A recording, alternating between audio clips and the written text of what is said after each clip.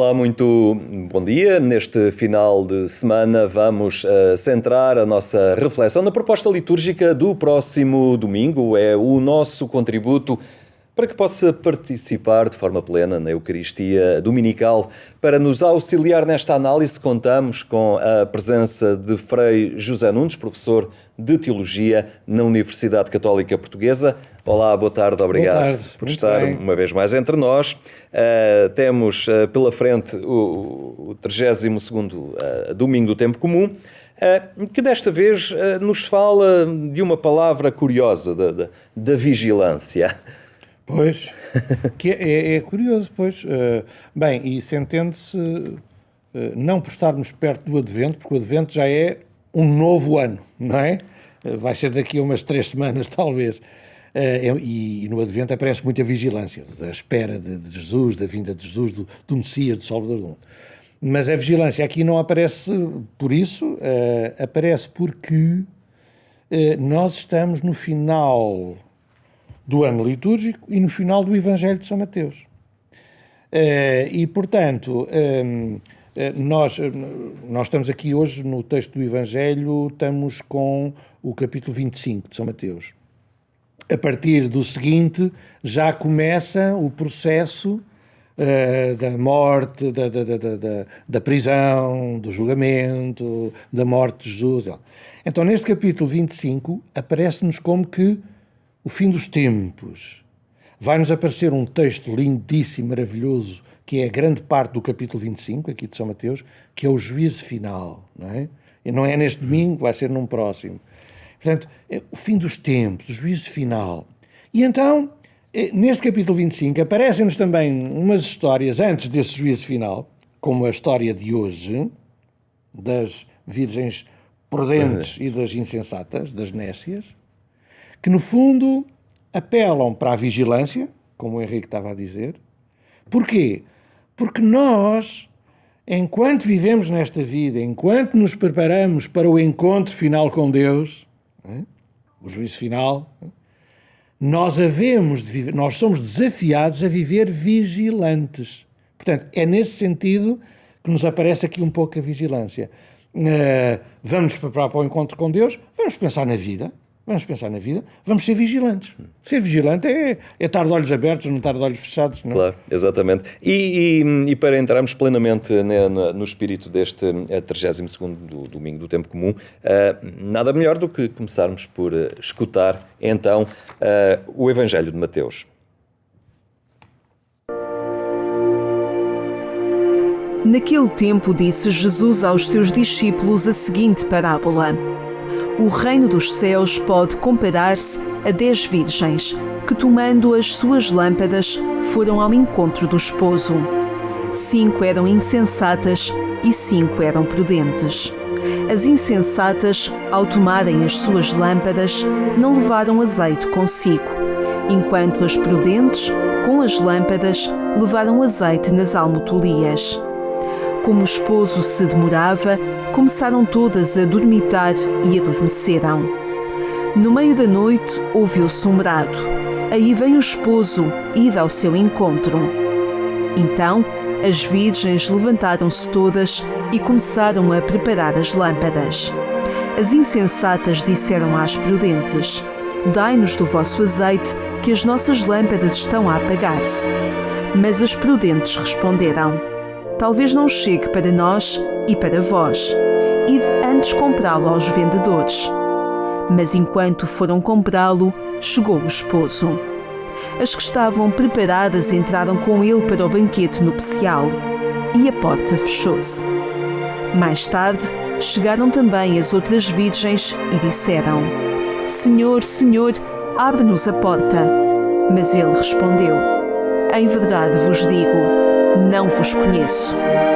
Portanto, vigiai, porque não sabeis o dia nem a hora. Frei José Nunes, lá está esta vigilância também, esta expectativa, esta gestão da expectativa da vinda de alguém que se deseja, mas que também não se sabe a hora, não é? E daí o estar preparado. O estar preparado. e o não ser insensato, não ser néscio, não é? Aqui Jesus conta parábolas lindíssimas, não é? Histórias maravilhosas, extremamente simbólicas e significativas e por isso muito profundas. Mas nós hoje talvez pudéssemos contar isto de outra maneira. Quem sabe se Jesus não contaria isto, por exemplo, desta maneira. Imaginemos, lembrei-me agora, nem tinha isto preparado. A gente recebe um salário no fim do mês. Uma pessoa prudente faz as compras que acha que deve fazer para esta semana, para uma coisita ou outra, enfim, a comida, o pagar o aluguer da casa, ou não pagar ao banco. Não é? Uma pessoa insensata pode gastar tudo rapidamente. Chega ao dia 10 do mês, já não tem. Como aquelas virgens insensatas que não tinham já o azeite para alumiar a noite, não é? As lâmpadas. E claro, uma pessoa que ao fim do mês, ao fim do dia 10, já não tem nada, pode ir ter com um amigo, empresta-me e tal, porque... E pode ser que o outro lhe diga, desculpa lá, mas eu tenho as coisas contadinhas apertadas para mim, quer dizer, eu neste momento já não posso... Não? Quer dizer, isto é tão simples e ao mesmo tempo, são tudo comparações. Porque o importante não é haver azeite ou não nas almotolias, ou a questão de terminar o salário no dia 10, embora isto também seja muito importante, não é? Porque a gente precisa... O problema é o que é que isto significa. O que é que isto significa? É nós não sermos pessoas imprudentes, nécias, insensatas, que nós pensarmos na vida. A vida realmente é uma coisa maravilhosa, mas a gente tem que ser minimamente consciente. É engraçado, desculpa lá estar a dizer isto, mesmo que a gente demore aqui um bocadinho mais, mas também não é muito. Eu quando vejo este tipo de textos, este em concreto, e outro tipo de textos, lembro-me de umas canções do Zeca Afonso. Aliás, eu muitas vezes estou a ler textos dos Evangelhos e recordo-me poesias deste, daquele, textos daquele e canções daquele. O Zé Afonso tinha uma canção, ainda dos tempos em que ele cantava em Coimbra. Era uma espécie de balada, digamos assim, que era: ai, amores, amores, tenho mais de 100, bonecas, primores, cabeças de vento. Cabeças de vento, não as quero eu não, ai, amores, amores do meu coração. Lembro-me logo que nós podemos ser uns cabeças de vento, nós podemos não ligar, andar por aqui assim distraídos e depois cai-nos uma em cima e a gente tem que pensar na vida, não é? Quer dizer, não podemos ser pessoas nécias, não é? Eu lembrava-me de uma outra canção também, uma balada já posterior do Zé Afonso, talvez mais conhecido, o Vejam Bem. Vejam bem que não há só gaivotas em terra quando um homem se põe a pensar. A vida, se a gente se põe realmente a pensar, tem que se lhe diga. Há gente com fome, que era o que dizia a canção. Há gente com frio. Há gente que sofre injustiça. Há gente só, solitária. Quer dizer, viver é realmente desfrutar da vida, mas não andar por aqui como se não fosse preciso pensar nas coisas. E pensar na vida é pensar também nas necessidades dos outros, que é talvez a melhor maneira da gente também pensar na nossa vida. A gente encontrar sentido para a nossa vida e não andar por aqui como cabeças no ar, como pessoas nécias, como as virgens loucas ou insensatas. A melhor maneira talvez seja a gente ser responsável também pelos outros, porque aí encontramos também a nossa responsabilidade. Quer dizer. Então vamos falar de azeite. Muito bem. Podemos associar este azeite, este combustível que alimenta a chama, não é? Sim. Lá está, com a dimensão com que nos preocupamos com os outros, com os que têm frio, com os que têm fome, a dimensão em que somos fiéis ao batismo que um dia recebemos e que levamos isto a sério na vida. Nunca tinha pensado nessa interpretação, mas veio no seguimento um pouco daquilo que eu dizia e eu acho que é mesmo verdade, é isso. Quer dizer, o azeite é aquele combustível que nos faz manter a chama acesa. A chama acesa é a vida com sentido. E o combustível que nos faz ter a vida acesa é realmente essa preocupação pelo bem do outro, pela vida do outro e, portanto, por ser fiel às nossas promessas batismais, com certeza, claro, quer dizer, e aí cada um tem a sua responsabilidade, quer dizer, olha, ainda na semana passada fiz um batismo e E, curiosamente, até houve necessidade, enfim, de uma certa compreensão, de uma certa dispensa, porque os padrinhos eram um miúdo com 12 anos, irmão do batizando, digamos assim, e uma miúda com 14 anos, prima do batizando. Eu realmente falei com eles, quer dizer, eles têm uma missão, qualquer padrinho e madrinha tem. E estes, apesar de ainda não terem os 16 anos que o Código de Direito Canónico fala, pronto, houve uma disposição que permitiu tudo isso. Cada um tem uma missão. Cada cristão batizado tem uma missão. No caso destes adolescentes, olha, era ser padrinhos, para já, não é? Mas o que é ser padrinho? É ajudar o outro, é estar a pensar no outro, é ajudar o outro na vida, quer com palavras, com conselhos, quer com ações materiais, também, bom, e para isso dar testemunho de vida, e portanto rezar, pois esse é o combustível, esse é o azeite que alimenta a chama da vida, exatamente. E quem viver assim não é nécio, quem viver assim não é cabeça tonta, não é cabeça no ar. Okay? E esta chama acaba por ser, ao fim e ao cabo, essa obrigação também de sermos, de iluminarmos o caminho nosso, mas também o dos outros, também de sermos esses pequenos faróis que são referência. Exato, exatamente. Aliás, se a gente for a ver bem, esse combustível que estávamos a fazer, que alimenta, que estávamos a falar, que faz a chama da vida estar acesa, no fundo nós, cristãos, em termos teológicos ou de linguagem técnica, até podemos dizer que é o Espírito Santo, é Deus em nós, não é? Deus em nós é que nos faz, o Espírito Santo, essa energia, essa força, essa luz, esse combustível, é que nos faz realmente brilhar, viver com sentido, e aí brilhante para os outros e brilhante para nós. Quer dizer, a leitura aponta muito ao final dos tempos, não é? A essa carga escatológica, mas eu não sei se é forçar muito teologicamente esta vinda do noivo.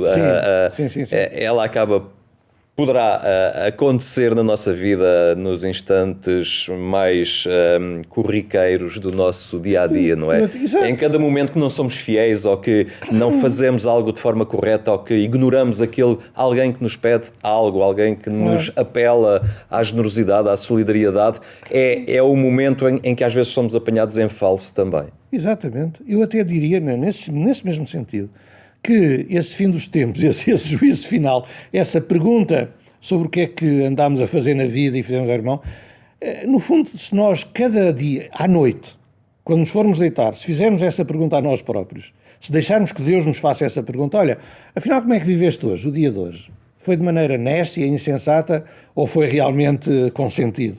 Portanto, claro que essa é a pergunta que Deus nos fará, certamente, à hora da nossa morte, nesse encontro que queremos o mais amigável e cheio da misericórdia de Deus para cada um de nós, mas é no dia-a-dia, em qualquer momento e particularmente ao fim do dia.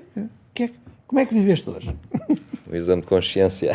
Sim, quer dizer... Para tudo isto é preciso sabedoria. É dela que nos fala a próxima leitura, retirada precisamente do livro da sabedoria, é a primeira leitura deste 32º domingo. Que sabedoria é esta? Pois, podíamos talvez dar dois tipos de resposta. Uma para quem é cristão, para quem lê a Bíblia com olhos de crença religiosa e particularmente cristã, nós podemos dizer que esta sabedoria, aliás, ela em certas passagens do Antigo Testamento é personificada. Portanto, nós podemos dizer que é Deus, que é o Espírito de Deus. A sabedoria de vida é o Espírito de Deus. Mas, ao mesmo tempo, nós também podemos dar um outro tipo de resposta, num primeiro nível, que a sabedoria é aquela realidade que existe em todas as culturas e que pode ajudar as pessoas a viver com sentido. Todas as culturas têm a sua sabedoria. Todas as culturas têm provérbios, têm ditados, têm histórias. Estas parábolas que Jesus contava no Evangelho, todas as fábulas do La Fontaine, quer dizer, todas as culturas têm histórias, têm provérbios, têm sabedoria. Nós, em Portugal, temos um ditado muito engraçado, se calhar também existe noutras línguas. Viver não custa. O que custa é saber viver. Saber viver é uma arte. E, no fundo, o que é a sabedoria? É pôr-nos a viver com sentido, capazes de sermos felizes, numa harmonia connosco com os outros, com a natureza, com Deus. Isso é que é a sabedoria. E todas as culturas têm, e esta leitura, sem falar nunca de Deus, digamos assim, está a falar de que, afinal, a sabedoria de vida existe em todos os lados, existe em todas as culturas. E nós devemos nos maravilhar com isso. Não é? Então nós cristãos, a partir daqui, somos chamados a olhar para as culturas das pessoas e ver a presença de Deus ali. Há muita sabedoria de vida, não é? Eu, por exemplo, fiz essa experiência, acho que qualquer pessoa a faz, mas eu, por exemplo, eu vi, como sabeis, eu fui 9 anos missionário em Angola. Quem é missionário vai para uma terra para dar algum testemunho de Jesus, por palavras ou por obras e tal. Bom, mais ou menos convencido ou menos convencido. Bom, mas quando a gente chega a um outro mundo, quando a gente chega a outra cultura, com costumes tão diferentes, como me aconteceu a mim, com cores diferentes, com cheiros diferentes, com roupas diferentes, com costumes diferentes, a gente vê que afinal o Espírito de Deus já ali está. Havia tanta coisa maravilhosa, presença autêntica de Deus naquela cultura, mesmo pessoas que nunca tinham ouvido falar de Jesus. Mas, por exemplo, a sua cultura tradicional de gregarismo, de solidariedade, de partilha, de amizade, de crença num Deus único, Criador. Nunca tinha ouvido falar de Jesus, mas tudo isso são sinais, tudo isso é a presença, digamos, sábia de Deus nas pessoas, nas culturas. Então a nossa função também é reconhecer um bocadinho essa presença de Deus em todas as culturas, essa sabedoria de vida, que no fundo tem origem em Deus, e que nos faz, afinal, sermos todos homens e mulheres que podemos partilhar e fazer um diálogo intercultural e interreligioso.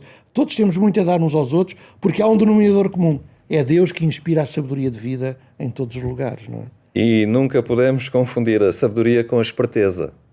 Pois, não é a mesma coisa, não é a mesma coisa, não. Quer dizer, de facto, não. Embora, quer dizer, Jesus não é contra a esperteza. Jesus um dia também disse, cuidado, sede simples como as pombas, mas finos como as serpentes. Portanto, isto também está no Evangelho, não é? Mas há aqui a sabedoria associada também a esta dimensão comunitária, de que a minha sensatez e o assegurar a minha vida passa também pelo outro. E comunitariamente somos mais fortes. A esperteza é mais o meu bem-estar pessoal. Exatamente. A esperteza no sentido, deixa-me cá desenrascar para eu me safar. Não, a sabedoria não é isso. Quer dizer, a sabedoria aponta noutro sentido. Tu serás sábio e serás extremamente esperto e inteligente se encontrares o sentido da vida na comunhão com os outros, com a natureza, com Deus. Isso é que te faz encontrar a comunhão contigo próprio, a harmonia contigo próprio. Não? Muito bem, vamos avançar então na nossa análise. A segunda leitura é da primeira epístola aos Tessalonicenses. Paulo fala dos mortos, fala dos últimos dias também, não é? Aqueles que morreram em Jesus, e a esperança é sempre algo que nos leva a acreditar que eles também ressuscitam com Jesus. Desculpe, exato. Ainda temos uns minutos para isto? Ou como é que temos 4 minutos. Ótimo. Que bom. É que isto é um texto absolutamente extraordinário. A primeira carta aos Tessalonicenses é o texto mais antigo que nós temos do Novo Testamento. É um texto que os especialistas calculam pelo ano talvez 48, 49. Ou seja, menos de 20 anos depois da morte de Jesus. Os Evangelhos, por exemplo, São Marcos, São Mateus, São Lucas, aparecem só 30 ou 40 anos depois disto. Quer dizer, okay? Isto é o texto mais antigo. E é um texto em que São Paulo, o primeiro texto do Novo Testamento mais antigo, São Paulo escreve aos Tessalonicenses, isto é, aos cristãos de Tessalónica, essa cidade da Grécia que ainda hoje existe, com o nome de Salónica. Até há clubes de futebol famosos de Tessalónica, não é? Às vezes jogam com os portugueses. Bem, então São Paulo andou lá a evangelizar e ficou muito contente. Depois recebe notícia de que eles têm dúvidas acerca da vida cristã. E uma das dúvidas é esta: o que é que nós devemos fazer quando morre alguém? Como é que nós devemos viver o momento da morte de alguém, das famílias ou da nossa comunidade?